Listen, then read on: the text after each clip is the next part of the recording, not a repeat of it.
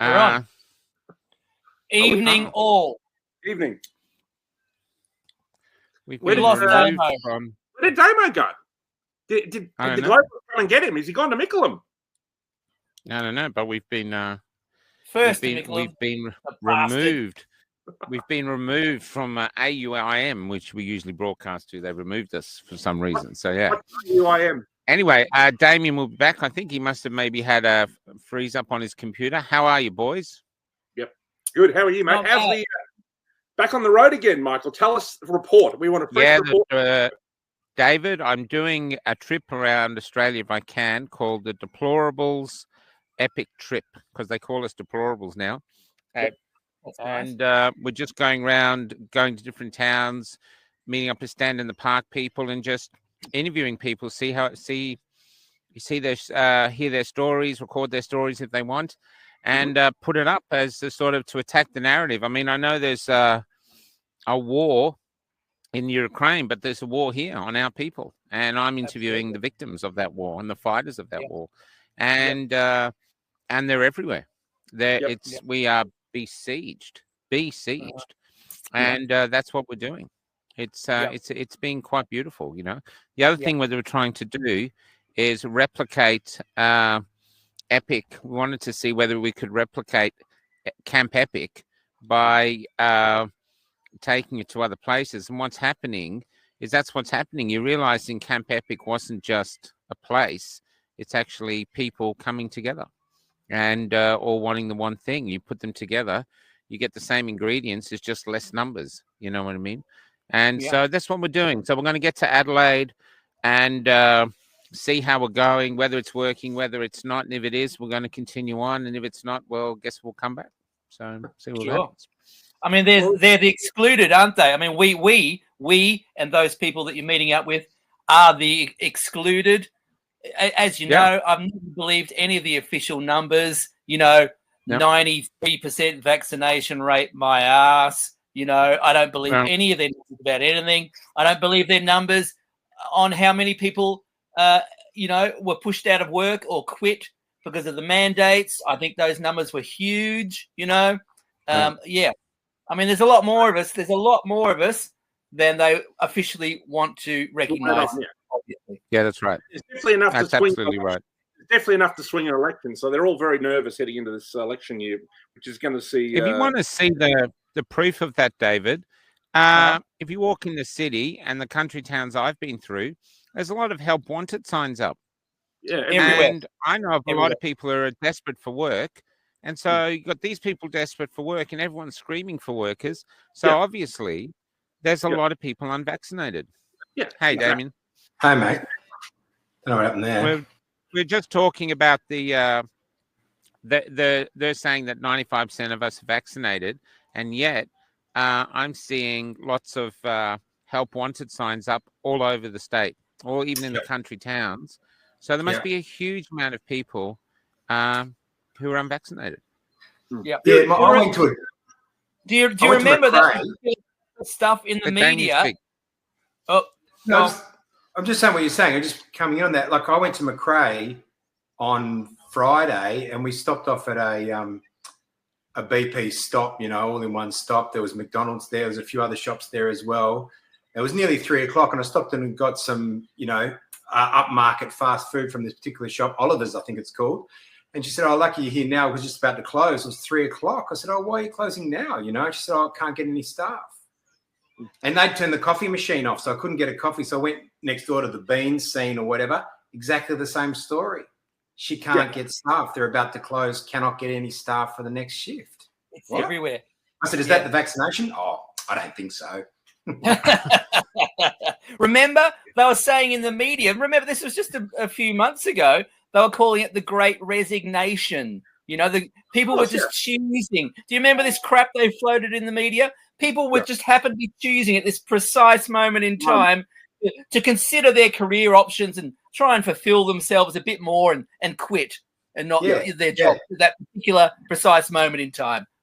Yes, of course. And not only that, I think the booster two's put a lot of people off. I know people in my family have been quite comfortable saying, "Oh, well, I've taken the other vaccines. Why wouldn't I take this one as well? Don't be silly."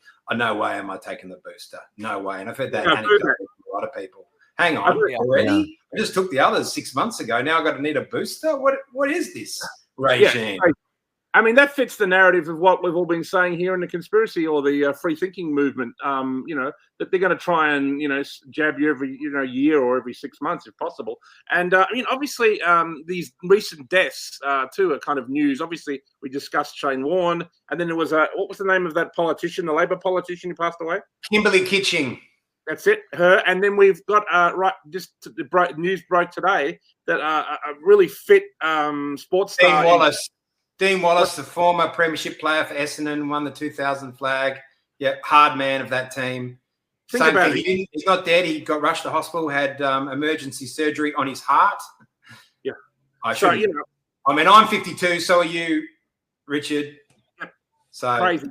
And, control group. If something happens to us, well, other of us, they know it's not I suggest the vaccine. I don't want to tempt fate. I don't want anyone to come in and do a hit job on me just to prove it's not the vaccine. If you want to do a hit job, do it on Richard. Don't mention exactly the same effect. I'm still laughing that the one time I was in the car where the radio was switched on, they were talking about Shane Warne's juice diet, saying that they really think the juice diet had something to do with it. And this woman said, she was really grave how she said it. She said he was drinking a lot of herbal tea. Yeah, I know. I still can't get that out of my head. No killer. Is it the combination, you think, between the juices and the herbal tea, perhaps? A volatile combination. Well, honestly, but there's some evidence behind it because I've been passing graveyards that are like the peppermint graveyard, the chamomile graveyard. They actually. Oh, yeah. Well, yeah, and I mean, there's the Great Boost cover-up. Surely you've heard of the Great Boost cover-up. Behind every Boost juice outlet, there's this sort of hidden graveyard, behind each one of those juice establishments, Nice play on the word boost, too, I think. Very nice play on the word boost. Right, yeah. No, they're on the our first. writer up here might have touched on that, but no, it took you, Dave. Yeah, thank you. Try a juice problem. Yes. Yes. I mean, it could how many steps it's going to take you. It could lead you to a juice question. Yeah. Yes. It's disappointing. I think Kimberly Kitching was good. It was quite an interesting Labor parliamentarian. She was a little bit old school, a little bit what left over of the old Labor. I think someone might have even come on the show and been able to have a chat with her. So she's a real loss. They didn't give. Obviously, David's made the point that most politicians will have been given the placebo, and I believe that's true. But there'll probably be a few who are, pains in the neck who may well have been given the, the hot shot, so to speak. Well, she didn't have to take it because she's not covered by the mandate. Who knows? But she might have felt that she had to. Maybe she hasn't taken it. I don't know that for a fact. I don't know, but well, she is. There is a and picture. We'll never know. They don't tell us. Would there be real pressure on you as a parliamentarian to take it, though, wouldn't there? Because all the constituents are saying, hang on, we have to take it. Why don't you have to? So you could see how a parliamentarian in good faith could easily go, here I am, I'm taking it. Don't worry about it. It's fine. It's all going to be fine. Remember that other politician who took it and he had half his face went into a stroke? He was a really good, young-looking man. The New South Wales guy, yes. Yeah, and then he turned up in another shot, and he was going like this. He had a patch on one eye. He had a patch, and then he's showing his vax for his second shot. Yeah. I didn't see him after that. But I wonder if he's sitting at home going, I can't wait to get my booster.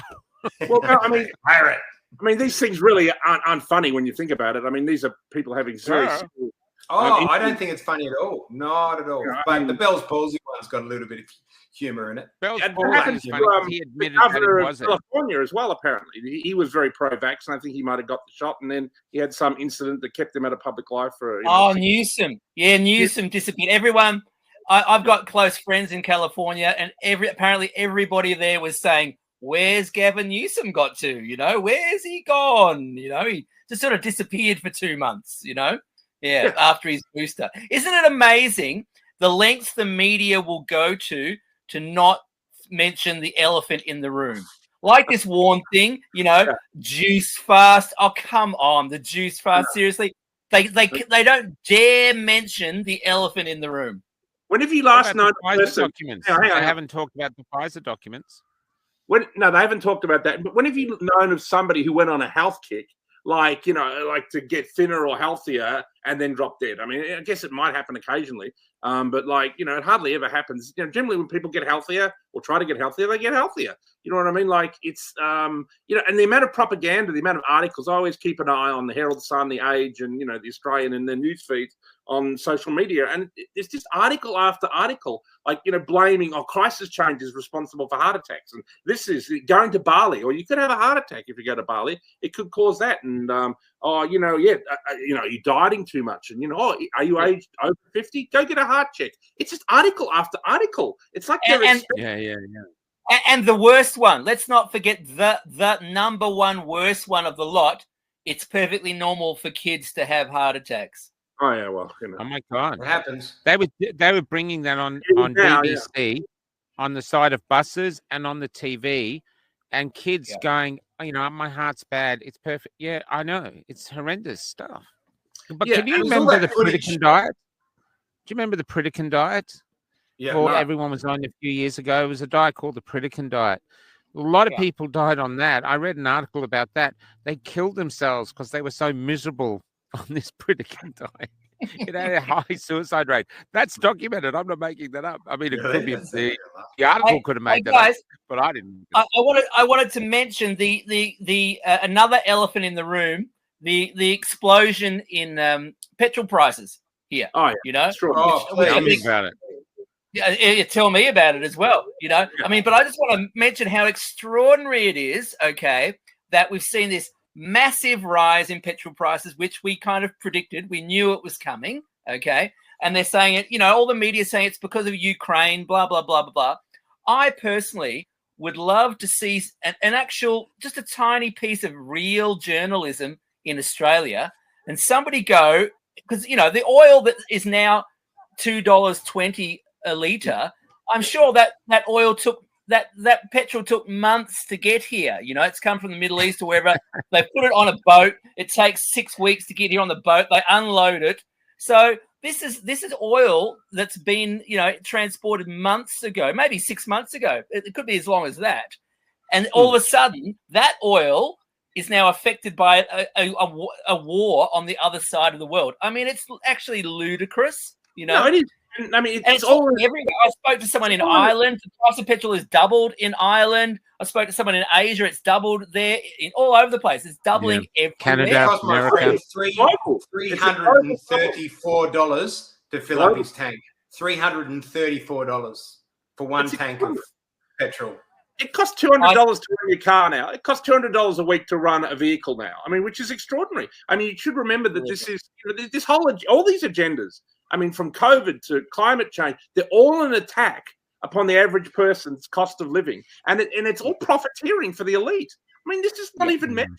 People always go on about, oh, we've got to stop, we've got to help. You know, it's like, no, you're basically supplying more profits. And you think they don't own all the renewable energy companies? And it costs a fortune to build renewable energy infrastructure and et cetera, et cetera, et cetera. Someone's making billions out of that. I mean, it's all a gigantic attack upon the working class and the middle class, lower middle class, middle class, even the it's all propaganda, isn't it? Because I was behind a bus today, drove behind a bus, and it said, I'm an emissions-free, 100% emissions-free bus. Fuck. Well, you're not, because how are you charging your battery over night time? It's just a lie. You're not. Yeah, you can't. It's not possible. Yeah. But it's just another front. Sponsored by the government, and you can have that on the back of the bus. Yeah, it's another lie. They're all lies, and it's another front. This is just one more front in the war against us. It's the war against us, and that's just one more front that they're attacking us on. I think it's all a lie. I don't believe a word of any of it. You know, it's all premeditated. It's all part of their little plot. You know, and it's a war against us. And it's another front in that war. War against the people, indeed. Obviously, another problem is the rising inflation. I mean, obviously, that, you know, one of the ways they've been dealing with this crisis is to print extra money. It's been more of a problem in the United States, but as the United States is almost the global currency, it obviously has trickled, you know, effects across all Western countries. I mean, they've just been printing money and they're spending money hand over fist. I mean, they had, you know, Tucker Carlson did a really fascinating report on, you know, Janet Yellen or whatever, who's making this, we had to do all this, you know, we had to print more money. And, but I mean, that means the money you make, it becomes worthless because, you know, petrol's now, what is it up to in America? $6 or $7 a gallon, maybe $8. I mean, it's ridiculous. Sure. bread and milk's becoming expensive too in Australia. I've noticed that milk's really gone up. Oh, everything is. Yeah, it's all an attack. Well, everything will, because everything ran out of needs petrol. to go backwards and forwards. And look at that, he's having a party up there. Look at that. Look at that. Michael's having a party, you know. But everything will go up. Neo-Nazi flags behind him. Look at him. Look, nothing but trouble. That's my green screen. He's really still at home. You know, he's got a green screen out there. Yeah. And I mean, I believe that just a word to the audience. Everything revolves around petrol in our economy and energy in our economy. So therefore, everything is going to go up in price. So if there's anything you can do to buttress yourself against that, you should be doing it. You know, whatever you can do to defend yourself against these price rises, which I think will surround us, you should be doing that. Yeah. And what can you do? Look, cheese, it says here, cheese jumped from $8 to $10 a kilo. I heard from the West Australian border that they turned a semi-trailer or a B-double around, a triple trailer, whatever, around and sent it back to South Australia because the driver wasn't triple vaxxed. And the trucking company in South Australia said, well, then you're not getting any trucks. And the government has relented. And now the trucks are going through.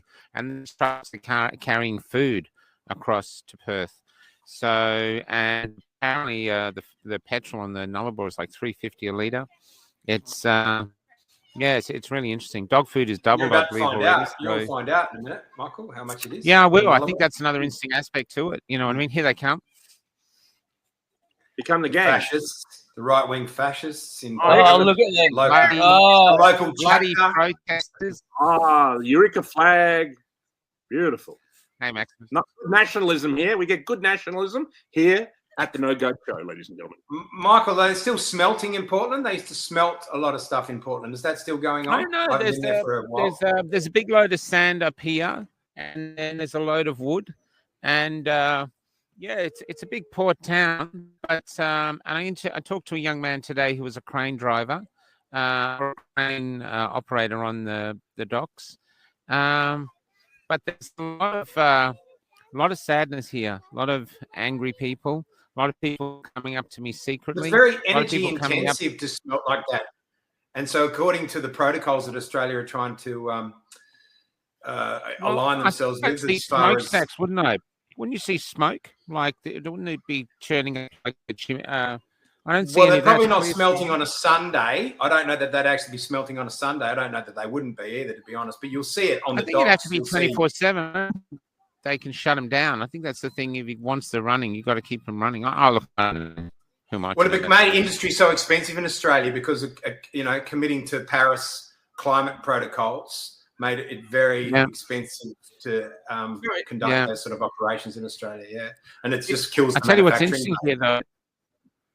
I've been told by someone, a lot of people here are just doctoring their vaccine passports to get in the work, and apparently the employees just have to visually look at them and come in. So I think there's a lot of people who aren't working because they're not vaccinated. I think there's a lot of other people working fraudulently. So it's a bizarre system we're in. Yeah. I thought it had fallen over, but I went and had a coffee with our mate of the show who is meant to defend us from any physical altercations. It never does. Scott, I had a coffee with him in Thornbury and High Street yesterday. And we went into one cafe and they asked me for my vaccination status. I thought that was, I just thought that, but it hadn't finished. No, it's still live. It's still live. It's still live. But the thing is, David, I went 3 shops down and that was fine. I sat down and had a coffee. It was like, what? Oh, look, some places we did this in my daughter's birthday on her 18th, and we went to a place in, I don't want to say which in case they get in trouble, but they didn't check anything. The staff weren't wearing any masks. The food was incredible. The service was beautiful. I actually went up to the guy later and said, thank you for treating us like human beings. And I said, this is the first time we've been out in ages. And he's beautiful. And the restaurant was jam packed. It was luckily, and other ones down the street where the staff were masked up were quieter. So this is the same here, Michael. This one was really sparse, and then the one down the road wasn't jam packed, but it it did have a pretty good passing trade. Yeah. Well, people. I mean, well, you don't want to. Who wants to police the? Who wants to be policed? No, exactly. Funnily enough, in Australia, people don't like enforcing totalitarianism and apartheid. Who would know? Who would know that Australians were not going to be overtly keen at a personal level of enforsing an apartheid upon people? Some of them are. They know technically they have to do it. But I mean, hang on, they haven't been checked in months. So they're just like, whatever, they're getting on with things. And if someone does come in and check, well, they can act all officious for that moment when somebody's there and then go back to just ignoring this rubbish, which is exactly what it is. It's rubbish, and, ridiculous laws need to be ignored. Yeah, or challenged. There's another cafe I went to. It's run by... I don't want to say his name. I don't want to get him in trouble anyway. But he told me he has several bars. He told me the biggest trouble he has is stopping his staff becoming Nazis. It's just they relish it, and it's been a real difficult. It's really difficult for him to get them not to do it. So it's really a thing, you know. It's, you mean maybe it's enjoy enforcing the mandate on people. All that I'm glad you're not a waiter, Richard. I'm glad you're not a waiter, because I reckon I'd have trouble with you, buddy. Have you ever been a waiter? You take it next level. Have you ever been a waiter?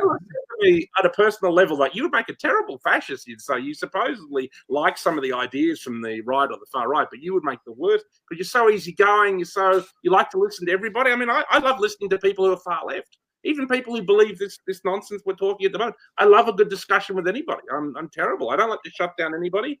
And I think I'm much more of a libertarian than I probably am, far right or whatever. So that's that. The most interesting thing I saw in Brunswick the other night was the parking inspectors. They were dressed in white and brown. They looked like they'd come out of McDonald's. And they're all masked up, and they're in the middle of it. And I just thought. It's a really strange. Out here in the country, though, I'm seeing people wearing masks, but the health percentage aren't. Like, I've been here down on this foreshore. We came to a stand in the park this morning, and met everyone here. I haven't seen masks all day down here. The kids have been swimming, so yeah, that's really interesting to me. You see, I heard anecdotally, and I don't know for sure because I don't watch it, that Karl Stefanovic's come out against any further vaccination program. Oh, really? There's going to be people joining us, and we should always welcome them. And as I said, I mean, what Damo said earlier in the program is completely correct. Many people who took the first 2 jabs considered that, because they considered the pandemic. But as it's fading, as Omicron kind of broke, and then it's just life has gone back to normal over at least most of Australia. Western Australia is still the West North Korea, the kind of hermit kingdom, which Michael's on his way to. I heard some rumor last night around the dinner table about some new super transmissible variant, blah, blah, blah, blah. I don't know anything else about it. But, it was interesting because people said it with genuine fear and actually belief. I mean, I scoffed. Is it from the Ukraine? Yeah, that's right. Yeah, but David, it wasn't Japanese encephalitis, was it? No, Japanese encephalitis? No, it was because encephalitis is a side effect of the Pfizer jab. It's on their list that Michael was talking about before. And suddenly there's an outbreak. I'm not saying everything's on there. Everything. Every disease, man, ever on or something, I mean, you would another Omicron. Pimples are the only thing. It was like son of Omicron or something. Yeah, son of Omicron. Pimples and ingrowing toenails. It's like a boy who cried wolf. I definitely think the media is going through that. Like, each time they scare you with, obviously with COVID originally, then you got Delta, Omicron. Each time they try and scare the bejesus out of you, it has less and less effect. And then people go on with their lives and they realize that everyone who's unvaccinated is not dropping dead in the street from COVID like they were in China, which was like all a psyop at the beginning, right? So, people just are, seeing through it, I think. And so it's becoming less and less effective. And, that's the problem with liars. These people, that's why I think they've moved on to the war in Ukraine, because they've got to lie about something new. Because people just stop believing them after a while. And at least now people are believing their lies. that people believe the war, though, Richard. A lot of people do believe in the war. There's flags all over the state. I keep passing these yellow I agree flags. with Richard. That's why they have to change the live program. They have to change it because, come on, I mean, seriously, how long can they trundle? How long can they flog that dead COVID horse for? You know, I mean, seriously, you know, and we've said 2 years. 2 years, in fact. 2 years. No, I was thrown out of a cafe yesterday.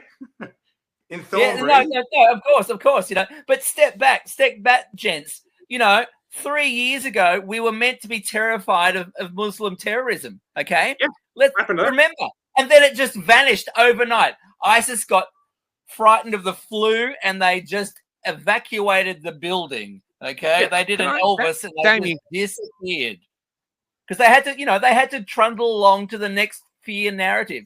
And there always has to be one. Yeah, always has to be one. You know, and I mean, obviously, going on in the Ukraine is shocking, and it's. I mean, obviously, but you know, obviously, Russia will take the Ukraine. So it's like, what's the? Maybe they open testing centers and made a lot more money. But like, Damien, can you tell me? Seeing a lot of the limits. I think we're seeing a lot of the limits of Russian power in the Ukraine. To be honest, well, there's some of that too. Look, Damien, can you go through being chucked out? Who chucked you out? Who chucked you out, Damien? Was it a young waiter? Or? He would have been like my son's age, which was really galling. Do you know what I mean? I felt like sending him to his room. You know what I mean? Get out of here. Go to your room. But he just said, "Oh, that's fine. Can you please QR code?" And I said, "Look, I don't have a QR code. I haven't had one, but I'm happy to write my address down if you've got a piece of paper or something for me." And he said, "Yeah, but I will need to know your vaccination status." Well, Dave, you suffer from the fact that you do actually have you are, you've been on Neighbours, you are kind of known a little bit. So people, and also you've kind of been associated with this show and Michael now for close to 6 months. So not to an 18-year-old, though. An 18-year-old doesn't watch Neighbours or probably this show. Oh, really? Yeah, possibly saw the Herald Sun or something, or one of the pieces that have been in the Daily Telegraph. But I mean, of course, that would work in your favour. That would work in your favour. You never know. Depends. That can work in your favour. It doesn't have, but it could. You're right. Yeah, could go either way. No, so he asked me to leave, so I just left, Michael. I couldn't be bothered, but part of me wanted to just tip a table over and just say, "Oh, sorry, slipped, accident." I mean, because you could really, but I'm probably glad I didn't. But nonetheless, well, they sort of need that sort of resistance, though. I think you know what I mean. Like it was because it's absurd. It's disgusting. How dare you? It's tyranny. It's tyranny in action. This is how tyranny works. It's really banal and stupid and pathetic and ridiculous. That's how tyranny works on the ground. And it's as if this kid had anything to do with it. I mean, he just worked there. He clearly wasn't the owner of the establishment, but even still, yeah. Some of these people, they're like the general of the parking lot or whatever, or they're the king of the rubbish dump. So I mean, they kind of enjoy the little power trips. A certain kind of person, particularly people who are what you consider woke, or that they've done the right thing, and they've obeyed every law, stayed home, done everything right, and then you come in and maybe they know you from a show, maybe they don't, maybe they just think you're a guy in his 50s who's being why won't you show me? I mean, and isn't it interesting, fellas? I just want to mention the sort of timeline correlation between all this stuff. So we've raised a generation or two who, honestly, in my view, they're generally very weak. They don't have internal power, and yet they've suffered from all this woke, crazy education and media and all this stuff, which has actually destroyed them internally, I think. And then on this timeline, they're now presented with a way that they can feel some kind of power, which is by enforcing tyranny. I think that's an interesting timeline. It's funny because it was a pretty woke sort of bar. It was pretty woke. It was pretty nouveau. And when I went in there, they were all just sort of sitting around on stools at, the oak counter. And they put their masks on as soon as I walked in, sort of thing. So it's fine not to have them on when I'm not in there, but suddenly I'm in there and it's all a big issue and stuff. But the place I went down the road it wasn't as ritzy, but it was pretty woke. The girls were all tatted up and stuff in there, a couple of girls and stuff. No, they seemed pretty woke, but they were fine. They didn't care. Yeah. Well, I remember when Melbourne reopened again. I met up with Michael at like midnight at around Brunswick Street or whatever. And we just thought we'd have a look from the outside at a couple of bars, you know. And one of the ones we looked at, I think it was on, was it Smith Street? Anyway, you know, we weren't wearing masks or whatever, and we're making little, you know, shooting with our phones and stuff. And this kind of giant fat lesbian DJ or whatever came in and said, "Put on your masks," and, you know, started like yelling at us. Oh, yeah. This was her moment, you know. She'd been waiting for this. I mean, no doubt this woman. She loved that. She had been bullied. Loved that moment. It was like, I am a Nazi love child. And it was her time now. It was her time. And she was going to, and she immediately started, you know, yelling at me. She relished that moment. She relished it. You saw it on her face beaming. It's like an irrational fear of death, though, isn't it? Two words come to mind. Two words come to mind. Apparatchik and commissar. Okay, in the Soviet Union, these were the people who enforced the tyranny, the political ideology. It was the commissars and the apparatchiks, and that they've raised a generation or two of commissars and apparatchiks. But I'd say, and I agree with that. But that is that irrational fear of anything going wrong and death, because everything exists on the material plane in this communist world that you're discussing. It's all dialectical materialism. That's all there is. There is nothing else, you know. And you can see it. Like, really? There's been a positive note, though. I mean, we've been on a positive note. I have to tell you, the thing that amazes me is how many people are getting on with it. They've accepted that they've lost their jobs, their dream jobs, and some of them absolutely love it. And they're setting up new careers, whether they're working from home, whether they're doing fruit picking, whether they're having a complete different lifestyle, they're doing it. They're basically saying, no, I'm never taking that thing. And it's all gone. I've gone through the grieving period, you know, the 5 steps of grief or 7, whatever they are. And they've suddenly reached a point of acceptance and going, yep, I've even had adverse reactions and I'm never, ever taking the 3rd booster. And I'm really being quite moved by the strength and tenacity and the entrepreneurship of these people. It's really beautiful. Yeah, I know people, I won't name who they are, but they were like quite high up professionals. Like they were very good at their jobs. They've been doing it for 20, 25 years, and they just didn't want to take this jab. And they basically had to lose their careers. One took an early retirement, and another one, well, at the moment, I think is just, in like a holding pattern, hoping this drops. When the mandates drop, they should be able to, go back to where they were. But it's shocking. It's a terrible. This is why the mandates are so important in getting them dropped this year, hopefully pre-election. Oh, look, I think you're right too. They're disgusting. We know they're disgusting. But I just want to go with what Michael was saying there. You know, there is, in all this darkness, and it's very dark and it's disgusting and revolting, and we know it. But there are opportunities in there. You know, there's a real opportunity in there to exit a society that has turned its backs on us, but there's nothing in that society for us, really, you know. And one aspect of that society is that it has commercialized people's social interactions. You know, you have to pay money in every social interaction that you engage in, you know. So I think there's a real opportunity there for us to learn to socialize again and do the things that human beings want to do. We're social creatures, and do them outside of a commercial sphere, you know, do them ourselves. We don't have to go to some commercial hub, some commercial center and pay money to socialize with other people. We can actually devolution from the system. Yeah, and the other thing, the word they use, sorry, Richard, the word that everyone's using is you have to form communities, and that's what they're doing. Last night I was in a farm in the rear of Portland, and you're driving all back roads to find it. You're thinking, are we in the right place? And then suddenly there's this big camp field, and there's all the flags are flying, and you're thinking, wow, beautiful, wow. And you go in, and they're wonderful. They're all accepting. They're all sharing food. We brought food. We share it. Go ahead. Everyone's sharing. There's a lack of materialism to them, you know. And that was the previous night in Colac, exactly the same. And it was just real Australia is still out there. And there's real hope there, you know. The real Australia is still out there, mate. And you're clearly discovering it in your journeys. And I mean, they haven't crushed the Aussie spirit. Obviously, it's been under attack though, and I mean, the idea that there is even an Aussie spirit is even controversial to the woke crowd because it's not inclusive enough. You know, but like, you know, it's all crazy and it's just off the charts. There's another two farmers. I know what you guys are saying. It's an opportunity. That pragmatism that you're talking about, it is a wonderful thing. But I don't want that to allow these people off the hook, because that will allow these people off the hook.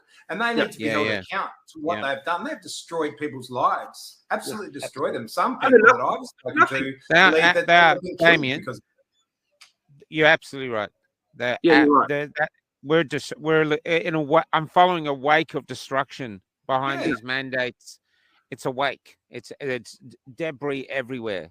You know, it's also got a strange psychological effect on people. I know that when you go to a pub now, there are laws about like you can't dance or you have to, and like, you know, you sit in a little group you came in with. And I've passed pubs and looked in at them and stuff, and you'll see people are not mixing anymore. Like, whereas people will be bringing beers and they'd stop and they'd chat and they'd go out to the smoking area and they'd all be, you know, bullshitting with each other, etc., etc. But like, there was a real kind of like people existed in just little cliques. And they would come there and Richard, I talked to Alex Antich, the Liberal senator from South Australia, just the other day, and he was describing to me that it's the festival time in Adelaide at the moment, and a guy got fined from some bureaucrat. I don't know how this works, because they went into the bar and the people were swaying. They were swaying. They weren't standing still and drinking. This is the parliamentarian telling me this. Yeah. And now this guy has to defend himself against what charge? Who wrote that down in a book in the first place and said, you guys are gone, how dare you do this? You know, I mean, it's insane. And the fact that it's a reality look, this is a huge problem for our culture. I'll do it again. I'll let this go, but something else will come along and they'll do it again, because that's what they do, because that's what they've got. And hey, a little history check. Guess what? You know, it's really a little bit of knowledge of history can be a very, very useful thing. Guess what? One of the first things they outlawed in the Soviet Union was dancing. Yeah, there you go. Yeah, the same. The English outlawed it with the Irish. That's where you got Irish dancing from. They weren't allowed to use their hands, so they jumped on the spot. There's, but Damien, I met a bar owner at Gardy's, and he said his was a dancing bar, and they weren't allowed to sing or dance, and he was teaching them how to sway. He said, pretend that your feet are in shoe boxes and that you can't move them so you can sway. And he was showing them how to do it. But if they moved their feet and they were caught by a COVID thing, he could have a $100,000 fine. Now, there's another thing coming out. I wonder if any of you heard of it. One of our people in our convoy brought it up. From, I think, July or August or September, one of those months, if you're a company director, you have to have a digital identity or the fine is $2 million. Have you heard that? No. I mean, there's all this Nothing surprises me. Of, you know, having to prove your identity. Russell Brand did a fascinating video. I think maybe we watched it. Great video. Where everyone has to prove their identity. I mean, you know, this is, I mean, the elite have wanted this for a long time. And the main body of people in Western nations do not want a digital ID system. But you can see that they've brought it in under this whole COVID thing. I mean, even if COVID does go away or recede into the background until the next pandemic, which, you know, they're working on at the moment over in the Ukraine, most likely, until Putin interrupted. God. And but like Malcolm Roberts had the Reserve Bank, Richard, in the Senate Estimates Committee and was grilling them the other day exactly about the trialing out this new digital identity scheme. And we're trialing it. Australia is one of the few countries trialing with, I think, Malaysia, Thailand, and there was another country as well that escaped. Military dictatorship, basically we'll probably get to trial it, you know, because we're the beta model. You know, no connection there, of course. No connection. No. I mean, just, you know, a couple of like, you know, like banana republics and Australia, and just randomly. What do you know? Yeah. I mean, this is fine. There's a lot of people buying gold and a lot of people buying silver, and that's really nice for those people who can afford to do it, because that will hold its value even if they take away our physical currency. But there's a lot of people that can't afford to do that, that aren't in that position. Yep. And anyway, the black market will take care of it, because people have always traded in some form of currency. So if the government bans it, do they really want to do that? Because then the black market will take over and there'll be no safeguards. There'll be no safeguards. But that's why they need mass surveillance. From China. Mass surveillance is one of the ways that they could kill the black market. You know, because obviously the black market is what springs up under totalitarianism, and it's a necessary and a good thing. But that's why they want mass surveillance. That's why they want digital ID. That's why they want digital currencies, because that makes. Well, the reality is all the bureaucrats will go to the same black market to get the stuff they want as well. They'll be going to it too. They'll be running the black market. Don't worry about that. Well, But maybe. but there's people here smoking. I was asking about the cigarettes because they're all got Chinese writing. There's no images, and they said they're from China. So I don't know if it's because they got a port here. They come straight off the ship, but they're $19 a packet. So I was going to have one later just to do a taste test. Literally, the price of cigarettes. I mean, I used to smoke. I don't smoke anymore. But like, I mean, when I've travelled, you would see. I shot a documentary in Africa. Cigarettes for like $2 or $3. You know what I mean? Like in Thailand, they're like $8 or $9, or maybe even cheap. Maybe no, they're about $5 or $6. Here, they're now up to $20 or $30. You're like, you need to go see your bank manager just to have a pack of cigarettes. No, it's about $40 a packet here now. It's about $40, 45. There's when I was in Japan, they were cheap as chips, and but here they're hugely expensive.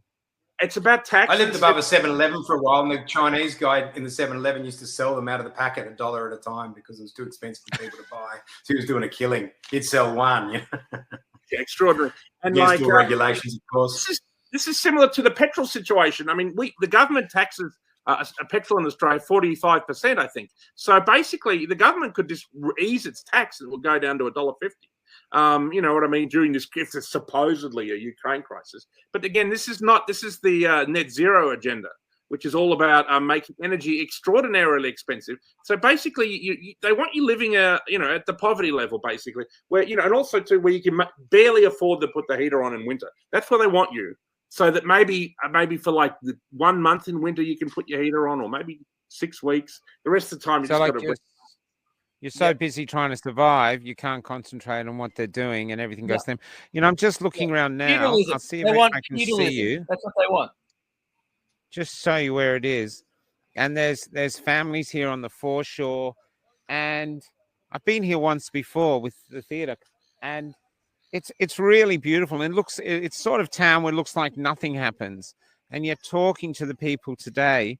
It's really clear that these mandates and everything have come in and wrought huge issues and troubles in the town, and turning people against people and locking people out of pubs, and the people I'm been talking to have been here all their lives. One guy, I thought I was in a lot of trouble. He turned up, looked like a big biker in a ute, and then he came up and he said, "Just want to say, good on you what you're doing." And then he talked about how he's having to survive like Anne Frank within the system and hide to survive, and how he hates everything. There's just this similar. And there was a guy from Portugal I interviewed the other day. I didn't know Portugal had a tyrannical government in the 70s. I didn't know that part. Salazar, fascist dictator. Yeah, I didn't know about that, but he was there when it finished, and how he said it finished so quickly. There was no hangings; they were just exiled. And he says it'll happen here. He says it brawls up. It looks like there's nothing happening, and then boom, suddenly. Yeah. But of course, it takes time. I don't know, For Canada, and I think that's why it's like the collapse of East Germany and Eastern Europe. There was just a day arrived where people just said, "Oh, stuff this. We're done with this." The border guards just went, "We're not enforcing this anymore." There was just this critical mass of people who said, "We've just had enough of this crap." Yeah. Do you know it's interesting, Michael, to say about Portugal too, because Salazar was there like when Franco was in Spain, but it lasted much longer. It went well into the 70s as well, which is not, it's in certainly in our living memory. That's right. 74. How quickly things can change. 74. So I was, I've been to both Spain and Portugal, and I'm a student of the right-wing politics, so I looked into all that stuff, the Franco stuff. I went to an opening of an event. It was an art event, and it was Bruce for Bruce. It was a gay artist whose film it played at the Melbourne Underground Film Festival. And I went to the opening night, and then on the second night, we'd been up all night. We'd been doing all kinds of things, and I was still awake the following day. And I get a call. "Oh, are you going to come in to the second night?" I said, "Oh, I don't know. I don't think so." And then that night, the Franco Society firebombed the joint, and it was like a bunker, like if they threw like a Molotov cocktail, if it went off, it would have killed everybody. So, but it didn't go off, luckily, and that was all over the news. And I was like, gee, I'm glad I didn't go in there. But the reality too is that Franco was a reactionary force to what the Marxists were doing in Spain. They were killing the clergy. They were Franco was like better than the communists in the war. He wasn't nice. I mean, this is unfortunately how you see, like, I mean, it's like when we talk about the Ukraine, Putin is no angel. I'm not going to sit here and say he's some kind of angel. I don't think he is, but like, like when in this situation, obviously they want chaos, and obviously they laid a trap for Putin in the Ukraine as well, so that they into a quagmire, and so that they can have, make it look terrible and blame it all on him, even if they're committing half the atrocities themselves. So and they will sacrifice as many Ukrainians as possible just to make Putin look bad. I mean, that's the horrible situation.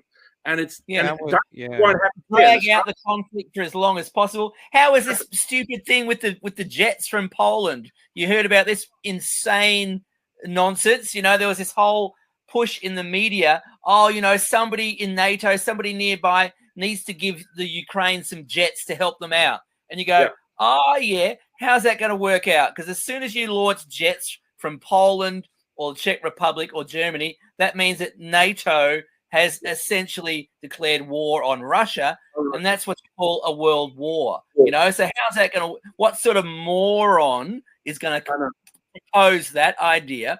So I love the Polish response, as far as I can tell it. Poland said, "Yeah, great. We would love to give some jets, some MiGs to Ukraine. That's great. We're really enthusiastic. We'll give them to the Americans at Ramstein Air Base, and they can decide what to do with them. Thanks. Good night." Yeah. Exactly. It'll be tough trying to use MiGs against the Russians. How are you going to service those MiGs? You know what I mean? You're going to have to rely on the Russians for parts to attack the Russians with? Globalists, clearly. I mean, I wouldn't rely on that. It was a classic handball. Poland made all the right noises in the media, and then they just handballed the problem to someone else. So if you shot over Russia and you're Polish, you can actually land in Russia and get it fixed. That's right. Anyone know how to fix this? They've done before. They've done this before with World War I, with World War II, where they provoke. They have an influence in both sides. They provoke each side into hostility, and then they just leave the mess, because it should be remembered the mess is what they really want. The horrible human rights abuses, everything bad that happens on both sides, that is their real agenda, the destruction, because they are a death cult. The globalists are a death cult. And, that's what you're seeing playing out at the moment in the Ukraine. And people like Poland don't want to get involved or give it to America, because obviously if they're also that would mean they're technically at war with Russia. So what stops Putin, once he does take Ukraine, which is inevitable, by the way, he just rolls straight into Poland. I mean, this is what, it's just a terrible, nightmarish situation. And we are. Where do you think it's going, Richard? We are. We're heading to a greater conflict? Well, look, we are. I mean, we're not probably quite at like the Cuban Missile Crisis, but I mean, Putin has put the nuclear deterrent on high alert. I mean, this is a very, very serious situation. Well, they're clearly trying to goad, as is obvious, they're trying to goad Russia into a new Vietnam or a new Afghanistan.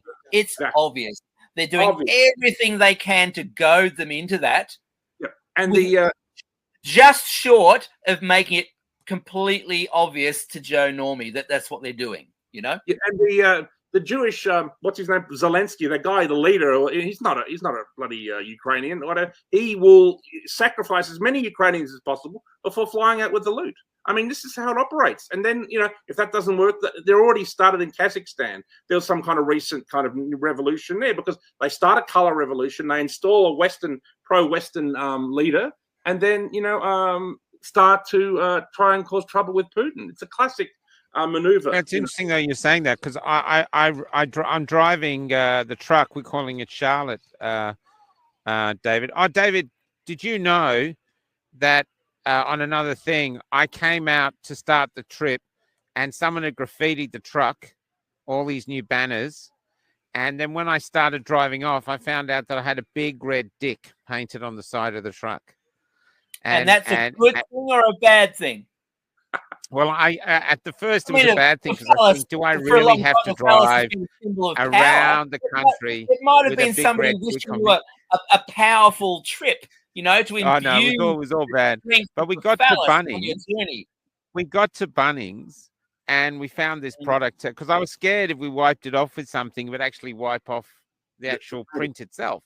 Anyway, we're getting it off, and these old guys are coming up and going, "I believe in you," and it started a conversation. It actually went a bit. We had a lot of fun viewers because we cleaned it off, and now we're big red dick removers. But it was interesting that they couldn't have a discussion with us. The truck was parked outside the house. No one could stop and go, "Hey, I don't think you should have that truck." And all it says is end the mandates. That's all it says. There's no vaccine adverse. It just says end the mandates. Yeah. Make your vote count. Uncontroversial to us. Very uncontroversial slogan. Yeah. As far as we're concerned. Yeah. I mean, I even think that we should say this too. I think the people who did as they were told and took the vaccine, I don't think they are not supportive of the mandates. They're thinking, well, we took it. Some people decided not to. What's the problem? Like, you know, I mean, you know, like it's their choice. Most Australians do not believe in these mandates. So it's, you know, really crazy what's going on. I don't know. You know, I went to get the tires changed because someone slashed the front tire, and I went to get it changed. And the old guys had changed. He wanted to know what party I was with. And I go, "I'm not with any party. I just want people to think before they vote." He got so angry. He wouldn't serve me. So this old woman was serving me. And she said, "How much?" I said, "Well, he said 150. And she called across to him and he said, "I'm busy." And so she said, "Well, how much did you know for labor and stuff?" I said, "Oh, he just said 150. So she goes, "Oh, well, I'm charging 150. She's charging 150. Then he stormed over after I'd paid. And she's going, "I charged him 150. And he went, "Oh!"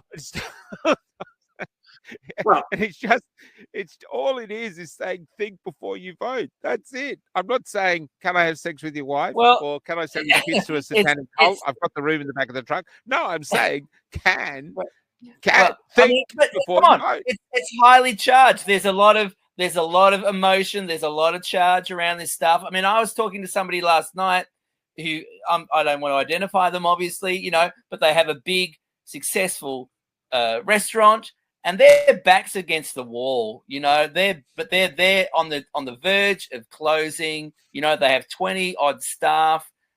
You know, there's a lot of people at different strata who all this insane mandate nonsense. It is slime. Do you think, but with the MCG coming up, I mean, I don't follow the footy, but is that going to be a triple vaxxed MCG opening? Do you know? Well, Daniel Andrews, obviously. I think Daniel Andrews is trying to push the third one, but I think he's had to back off a little sometimes, and he might back off with the with this upcoming sporting event. But, like, you know, I mean, he'll push it as much as he can. But I think, you know, with an election year, I think even he's going to mellow slightly. Just because obviously he wants to try and win, and he wants to. I mean, I'm not really up with these things, but he seems to have just vanished too. As he seems to have just done a disappearing act, basically, doesn't he? Well, I haven't heard from him for a while. I haven't heard any announcements. Last thing I heard was about a few weeks ago where they said he was going to lock us down in winter. I don't know if that was true or not.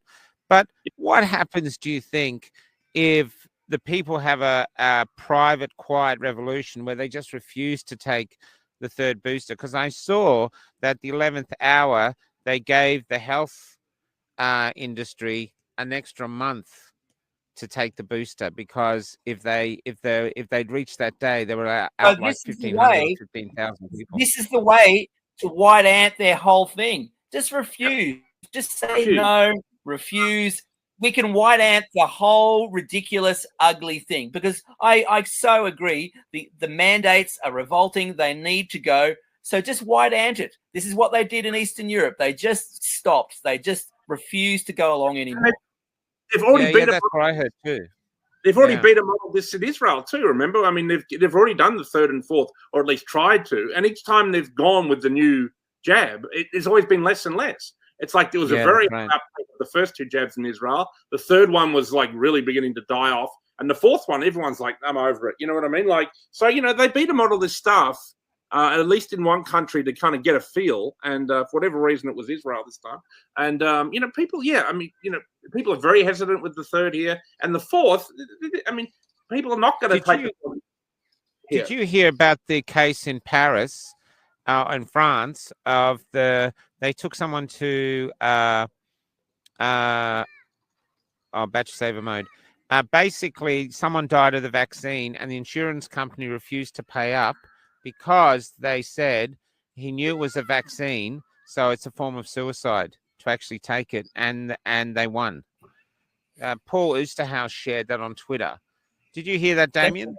No, I didn't hear any of it. I've gone missing something chronic. No, sorry. But Paul Oosterhouse posted something. He said it's true that in France they had a court case where someone died of the vaccine. The insurance company refused to pay out. They said that it wasn't mandated. He knew it wasn't mandatory. He knew it was a vaccine. Therefore, he knew it was a trial. So therefore, it constitutes as a form of suicide, and the judge cleared them. And I wonder if that's why ScoMo keeps saying it's not mandated. I wonder if he's actually protecting the insurance companies. Of course, that's one of the reasons why it's not, it's not mandatory, but it is mandated. You see what I mean? The difference? Mandatory means everyone has to take it. And that way, if anything goes wrong, the government is responsible. The pharmaceutical company is responsible. But when it's a mandate, you can still leave your job, can't you? You know what I mean? So there's always an out, and that's why they're going to get away with it, sadly. They're slippery bastards, aren't they? What a bunch of slippery bastards. The way it's like trying to deal with a pack of eels, this whole thing, because exactly. ScoMo, the scumbag, said we'll never make it mandatory, but then those states brought it in. What a bunch of slippery, bloody eels! The lot. A creel of eels. David, a creel of eels. I love it. Yeah. Yes. It's not mandatory or mandated in Canberra at all. You don't have to take it in Canberra. Not full jobs, anything except the health jobs, and yet they surprise. Oh, surprise! Yeah. Crazy. That's the thing. I've got 16% left. You got 3 minutes. What's I'm going to on? head home. What I was saying with my swag. Talk about the election, because this whole thing about not voting for the majors and the Greens. I completely agree with it. My skepticism. My cynicism. I'm not convinced. I think every election is rigged to some greater or lesser degree, but I still think it's a really useful strategy, even if the elections are rigged to some degree, is to put the majors and the Greens last. Absolutely bury them. I think they've got a chance. So some of the people running, especially for the UAP, I've been quite impressed. I've met 2 or 3 of them now on this trip. I'm very impressed with them, and they're so ingrained in the community. Like one of them was an ambulance officer, very well respected, and the fact that he's got the integrity to hold on to his to not wanting to take it and fight is actually really interesting. It'd be interesting if suddenly a load of them won and they were unvaccinated. Yeah, look, I did a lot. I did a video at the report from Tiger Mountain where I give sort of my advice on the situation. I differ slightly from David. I think in the Senate, probably at a state and federal level, that's where Clive Palmer's really got a chance to hold the balance of power. And I think that's where you should probably base your protest vote. But in the House, you got a choice, sadly, between Labor and Liberal, and I think Labor will be far worse. Then, what about the UAP? Richard, what do you make of the UAP? In the House, I mean, really, are we going to have a UAP Prime Minister? I don't think so. It's going to be... what difference can they make if they get a few people? Look, I disagree, Richard. I disagree. I understand the pragmatism of what you're saying, but I think there's a couple of elements involved in this thing. There is the pragmatic, logical element of, maybe it's not possible to get them out, blah, blah, blah. And I disagree with you slightly about that. But there's also a moral element. Right. And the moral argument is don't reward this creel of eels. Do not reward them morally. It just ended the vernacular. There you go. Damien to David, everybody. Yeah, the creel of eels, do not reward them. And see, hey guys, 3 spreading like crazy. Go on, Richard, say it. Party, and we can sit around and talk about that. But the reality is, it's either going to be Liberal or Labor, and Labor is going to be like Justin Trudeau. It's going to be like Daniel Landry. So I agree. Put the Greens, put Labor at the bottom. But when it comes to the House, I would vote Liberal or UAP or One Nation, and the same in the Senate. So that would be my advice. Obviously, what's the best we can hope for, Richard? What's the best we can hope for from the independents? I think they will. Worse. Clive Barmer's going to do very well in the Senate. He's going to hold the balance of power federally, and maybe it's some state elections as well. And obviously they had that news article recently where they tried to make out he bought Hitler's car. Have you ever heard a load of rubbish? He just completely denied. What happened? Who bought Hitler's car? Oh, they said he bought Hitler's car. It was all rubbish. Clive, they said Clive did. Yeah. Clive didn't buy that. Not his official car. Or something. Not his official car. The little Volkswagen he used to go to drive to work in by himself. See, the real man of the people, that one, Adolf. Real man of the people, yeah. And Adolf written on the steering wheel, I had personalised number plates. Look, Adolf I do disagree. Adolf.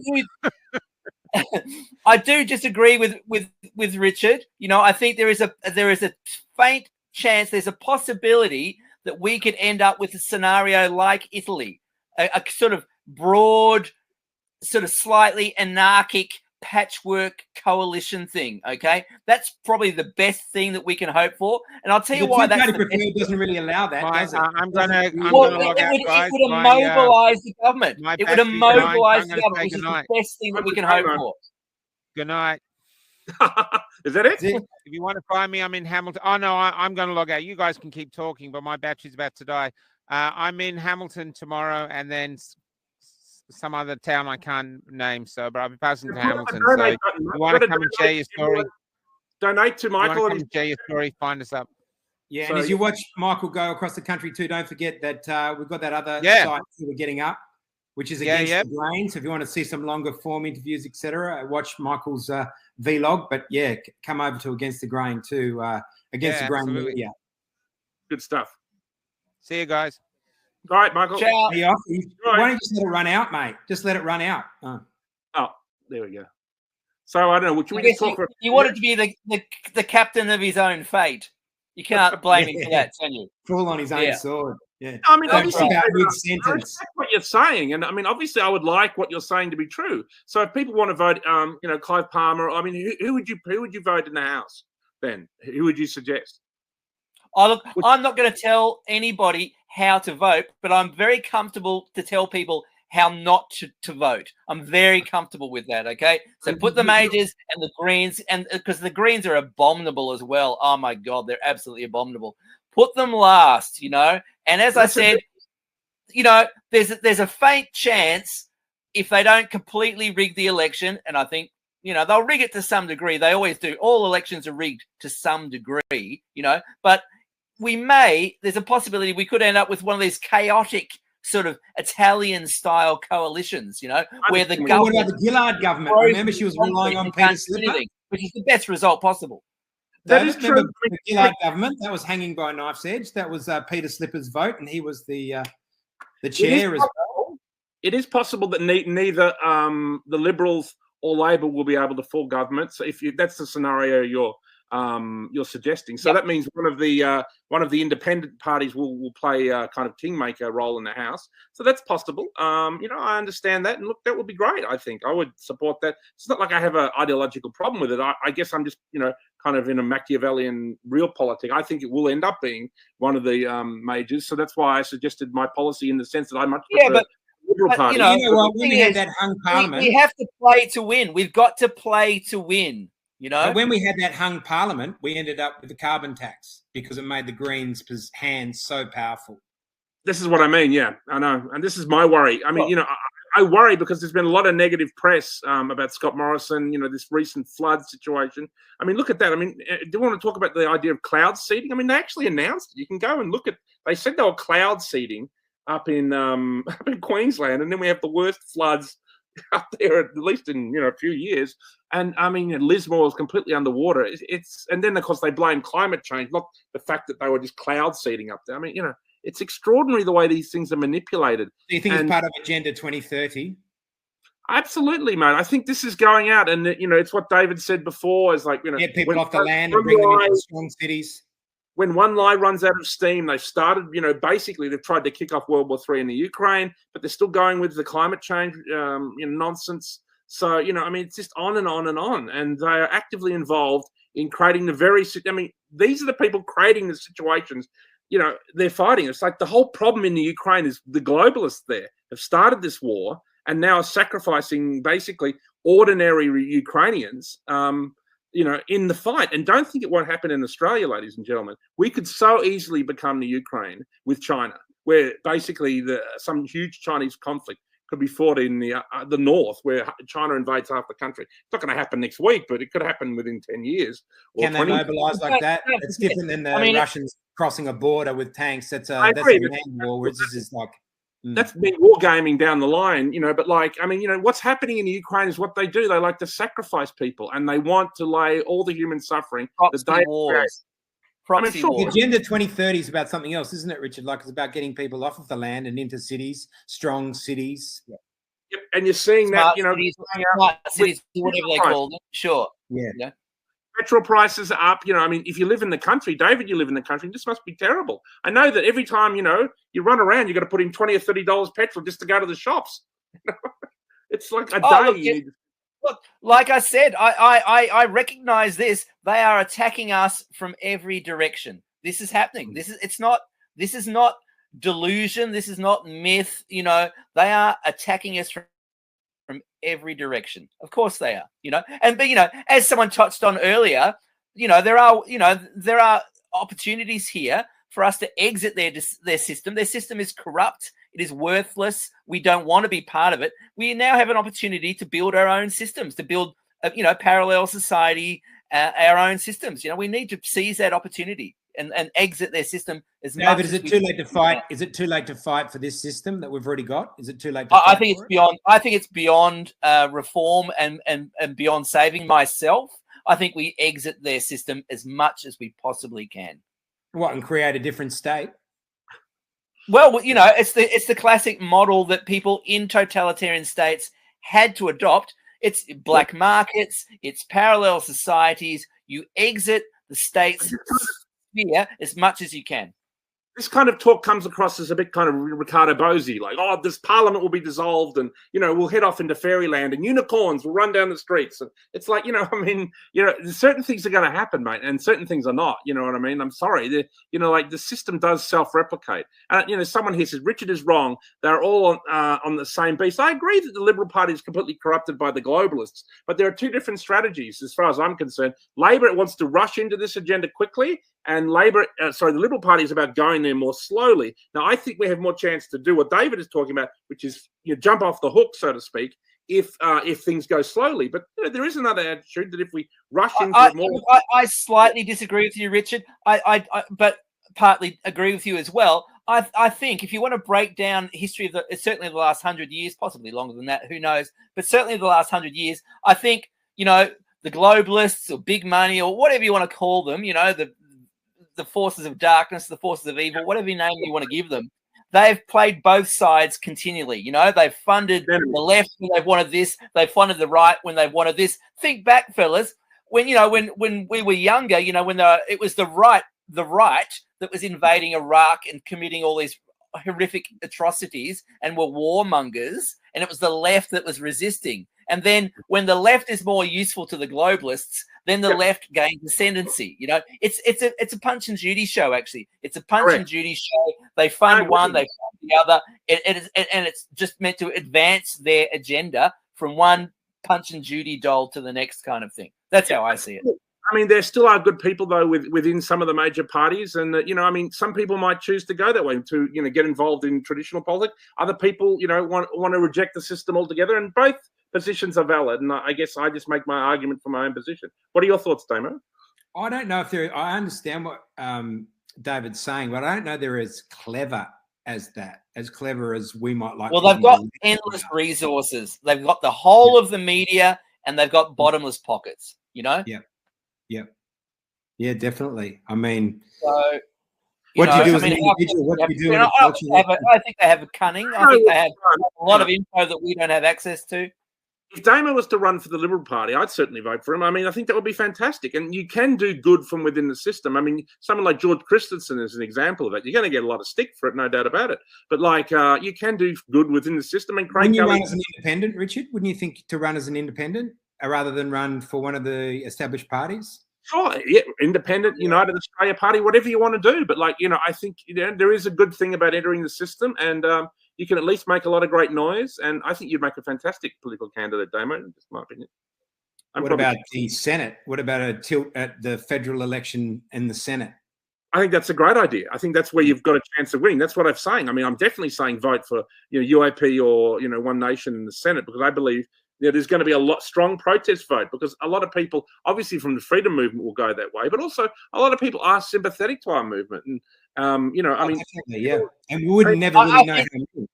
Gents, I think one of our tasks that we really need to set ourselves is to make as much noise as we possibly can before this federal election in May, because they'll try and make people forget. They know that your average TV viewer, your average mainstream media viewer, does unfortunately have the attention span of a goldfish, and they will try and cloud the issue and throw up as much dust. So when the election comes around in May, it's all forgiven and forgotten. I think one of our great duties is to make sure that it is not forgiven and it is not forgotten. I agree with you, David. I agree with you. And this is going to be the first time that the waves crash up against the shore, as far as the Australian people get a chance to express how much discontent they've got with what has happened to them over the last 2 years, if they've got any at all. And I think there's a massive wave of discontent there. And if you can harness that, and I think the Senate's probably the best place to harness it. So Morgan moving to the Senate, I don't know why he didn't start in the Senate in the first place, why he was running in Flinders trying to win the two-party preferred, which has been very difficult for him. Whereas if you're running in the Senate, you maybe need 16%. So you need about, and that's no small amount, you need like 540,000 Victorians to vote for you. Yeah. Well, it's a tough thing to get in, but you see some unusual people get into the Senate at a state and federal level, and some of them are absolutely fantastic. I mean, Catherine Cummings is one, obviously, at a state level here, who's been fantastic, part of the freedom movement. She ran for Hinch. She ran for Darren Hinch, and she got in as part of his reason and left him right at the 11th hour. So he'd done a lot of the work. Yep. And it's the same with Jackie Lambie. She ran, obviously, for Clive a couple of times ago now, I think it was. And so then she left him as well. So it is difficult to run as an independent and get your voice heard. Honestly, the sort of largesse that the parties you have a mainstream media that will ignore you completely. Yes. The mainstream media loves the two-party system of the lesser devil. They love it. Okay, so you do have this monolith that you are fighting, and that is the media. The media will ignore best. It's the best thing you can hope for. Is that they'll ignore you. The worst thing is that they'll try and destroy you. David, if you can harness the alternative media, which is a really big threat to the mainstream media today, we've seen that Rukshan just has to turn his camera on at the right time, and he's got 30,000 people watching him straight away, which some of the mainstream media could only hope to have that for a lot of their programming. Yep. Yeah, so I think you're absolutely right, Damo, and I think we really should be concentrating on weaponizing the power of this alternative stream that we're part of. For this May date, we need to weaponize any power that we can muster for that. Well, that's think it'll be May, David? Sorry, I'll ask you too, Richard. Do you think it'll be May? You think it'll be in May, the election? You think it will be in May? I'm assuming it's around there somewhere, It has to be by May the 28th. I think it does. Yeah. No, look, the reason I choose the United Australia Party probably is my choice for the Senate, simply because it's, Clive Palmer really does represent a kind of Australian Trump kind of phenomena. And also in the sense he has money, and he does have money to take out full-page ads, and he can, to some extent, fight back against the kind of media, ignoring you, or, what I mean? You look at the age and there's this gigantic ad, people read it, what I mean? This is a great power, I think. And, he does seem to have his heart in the right place with this, freedom movement. He's been vocal, obviously Craig Kelly as well. And I think attaching your little red wagon to that, I think, you're going to see senators, UAP senators, federally and at a state level. So I think, why do you think Morgan left him? What do you think happened there? That's a very strange situation. I don't know why. I mean, maybe it's personal differences. But you are seeing destabilization happening at the moment, which is obviously, this is something we all have to be careful of, because if the freedom vote, which is not, I don't know what the freedom vote would, I would assume it's say 10 or 20%, maybe more. But if it's also fragmenting within itself, I mean, that's a globalist thing, mate. I'm sorry. But, when you're seeing, Ricardo Bosi has a problem with Hoodie and Hoodie has a problem with, you know what I mean? Like when everybody's fighting with each other, I mean, this is not a good situation. So, I mean, we really do. I completely agree. We need to not do the globalist job for them, Exactly. and their job, of course, is divide and rule. So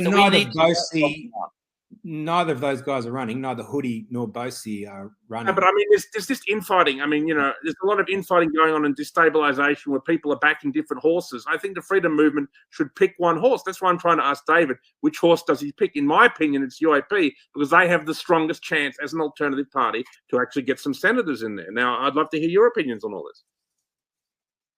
Look, I don't know enough about Clive Palmer to honestly have a strong opinion about it. I do think it's interesting. I think your points are interesting because he does appear to have enough clout, enough financial and enough media clout to ram his way through that blockade that is the media and the political class. My only question is, and I don't know enough, so I can't have a strong opinion, is he completely sincere? Why have people left? These are the questions I would ask, Well, sure. I mean, that's a question you could ask of a lot of people, even smaller people within the freedom movement. You know what I mean? Like, are they sincere? Are they this? Are they that? I mean, but it's just like, which is the most likely to have an impact? And Damo, I'd love to hear your thoughts. Well, is it possible that Clive could be running for his own benefit, but that could still be an okay thing for the community as well? Yeah, sure, Clive's going to do better out of a mining lease, or it's going to be less tax on whatever minerals he intends to mine. I don't know, but could he still want the mandates to fall as well? Yes. Well, I guess he could. So, who's to say? Yeah, to me, it's like a Trump thing. I mean, people always say Trump is like feathering his own nest a little. I mean, obviously that was going on with Donald Trump, but it's like he seemed at the same time to have some actually decent things he wanted to do. I mean, just because someone has self-interest or, to what they're doing doesn't necessarily make them bad. And I mean, I to me, I mean, I don't know. Well, everyone has self-interest. Everybody has self-interest.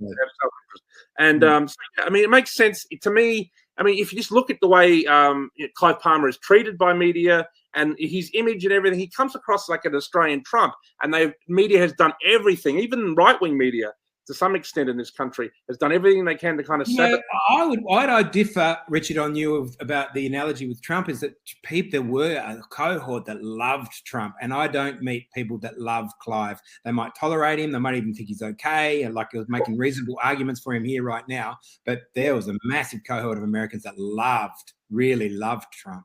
I agree. Clive probably doesn't have quite the popular support of Donald Trump. I agree with that. And it's like with Pauline Hanson too, as a kind of new right populist. I mean, she's not Nigel Farage.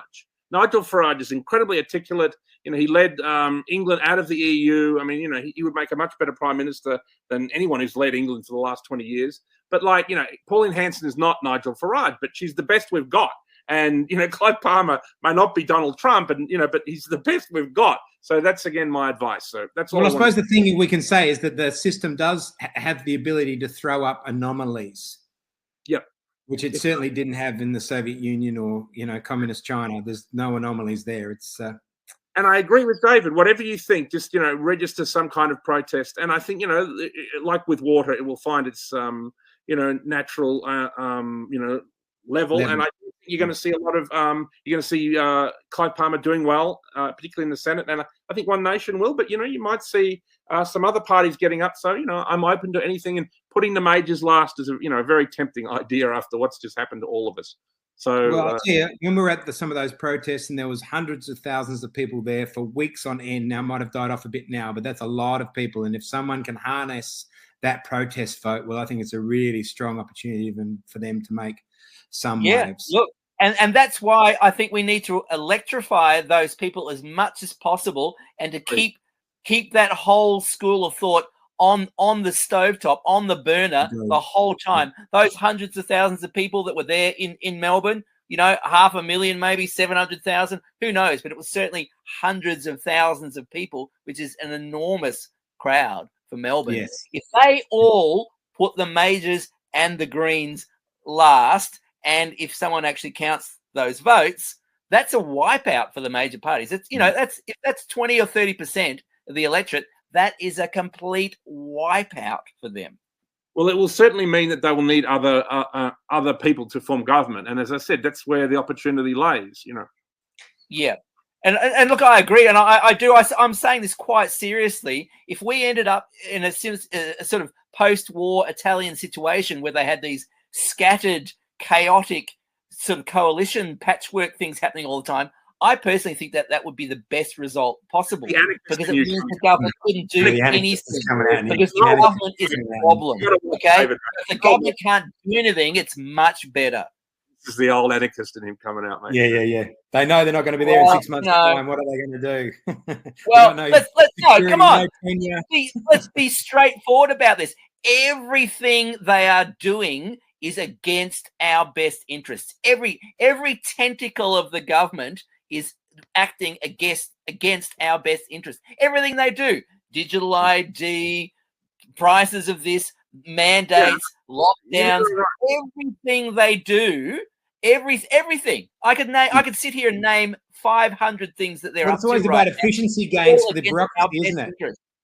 A digital ID will be an efficiency gain for the bureaucracy. That's what it's about, ultimately, isn't it? On a pragmatic level, it's efficient. And surveillance. Yeah. You won't be able to do anything. Yeah. I mean, that's the whole everything they do, every move they make, all this crap about anti-trolling laws, that's all about controlling people, getting rid of dissent online. Every single move they make is about control, surveillance, and it's all against your best interests. And another thing that's interesting too is the way the freedom movement, there's never been one clear leader of the freedom movement. I think that's been a deliberate strategy we've seen from the media, that there's something of a fragmented leadership of the freedom movement. And I think that's something else that the globalists have kind of encouraged, because they don't want everybody, this kind of rebellious movement that we're all a part of, to kind of unite behind one strong leader. They want it fragmented so that it has less of an effect at the polling booth. So that's another point I think that's interesting, and that's why it's difficult to harness, isn't it? Once you get over the mandates, it's difficult to harness because there's so many different opinions within that group. Yeah, it's true. Absolutely. I mean, some of it is purely. So you just unite against the mandates, and I would add this whole political structure, which has knifed us in the back. Actually, I think so too. That's why it has to be more than just the mandates. I agree. Yeah, I agree. The whole of the media, the whole of the political class has knifed Australian society in the back. Yep. It needs reforming. Look what they've done to us for 2 yees, with no consequence to themselves, really, no material consequence. Revolution, really. And they need, That's disgusting. Yeah, we've been talking for We've been talking for an hour and 20 minutes. Should we wrap it up soon, guys? Because all right, sure. I should say one thing. Michael's traveling around Australia at the moment, so make sure. I don't know who. Rohana, maybe she can put up the donate button. So everyone send in some donations to Cafe Lockdown to support Michael's trip and to support the show in general. So and we want to thank you in advance for doing that. And they need a disruptor. That's what they need, a disruptor. And don't be afraid to come and check out the new website too, which is Against the Grain Media, which we're getting up and running. There'll be some new articles. Sorry, mate? Tell us about Against the Grain. It sounds very exciting.